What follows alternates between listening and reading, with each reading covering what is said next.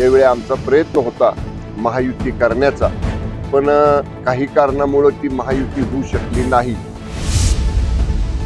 निश्चितपणे या येणाऱ्या 5 वर्षाच्या कालावधीत आम्ही अगदी साचेबद्ध कार्यक्रम तयार करून पूर्ण करू।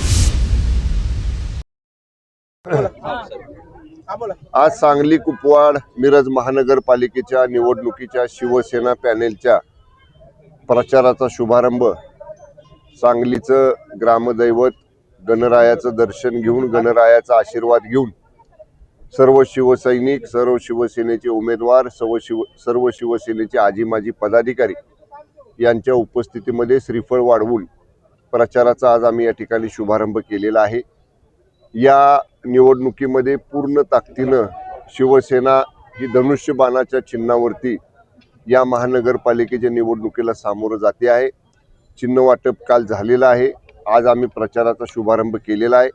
यापूर्वी ज्यावेळी मी सांगलीमध्ये आलो होतो त्यावेळी आमचा प्रयत्न होता महायुती करण्याचा, पण काही कारणामुळे ती महायुती होऊ शकली नाही आणि कमी वेळ आम्हाला स्वतंत्र उमेदवार उभा करण्यासाठी मिळाला। पण तरी सुद्धा जो वेळ मिळाला, कारण जेव्हा आमच्या लक्षात आलं की आता महायुती होत नाही, आपल्याला स्वतंत्र लढायचं आहे, त्याही कमी वेळेत आम्ही सर्व शिवसेनेच्या जुन्या नव्या सगळ्याच पदाधिकाऱ्यांना, कार्यकर्त्यांना, शिवसैनिकांना एकत्र करून आम्ही हे पॅनल उभं केलेलं आहे।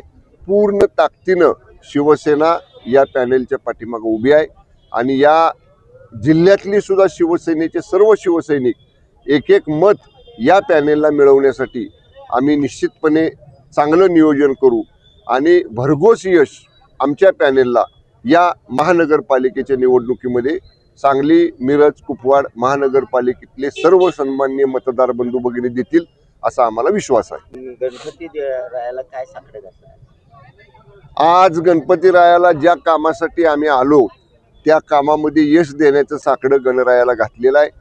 मी मुळातच गणपतीचा भक्त आहे। मी नेहमी मुंबईमध्ये असलो की मंगळवारी सिद्धिविनायकाचं दर्शन घेतो।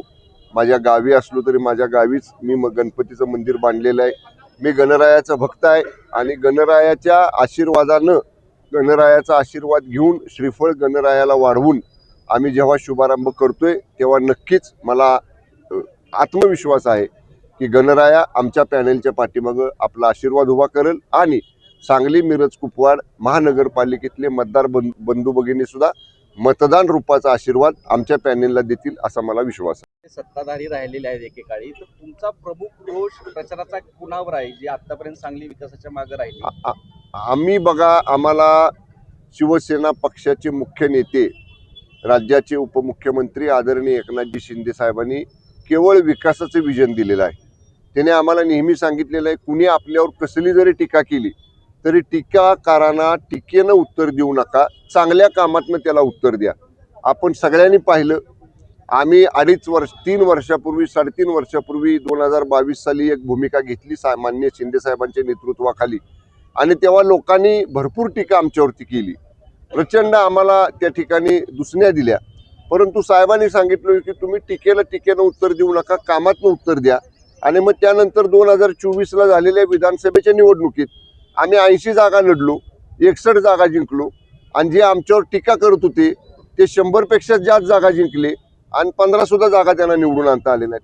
त्यामुळं आम्ही चांगल्या कामाचं विजन घेऊन सांगली, मिरज, कुपवाड महानगरपालिकेतील नागरिकांच्या समोर जाऊ। जे शहराचे प्रलंबित प्रश्न आहेत ते नगरविकास विभागाच्या माध्यमातून, जो विभाग आदरणीय एकनाथजी शिंदे साहेबांच्याकडे आहे, त्या माध्यमातून जे आश्वासन आमचा प्रत्येक नगरसेवक पदाचा उमेदवार त्याच्या वॉर्डामध्ये देईल, सांगली महानगरामध्ये देईल, तो प्रत्येक दिलेला विधानसभा तुमच्या निवडणूक प्रचारातला आश्वासन आणि शब्द निश्चितपणे या येणाऱ्या 5 वर्षाच्या कालावधीत आम्ही अगदी साचेबद्ध कार्यक्रम तयार करून पूर्ण करू।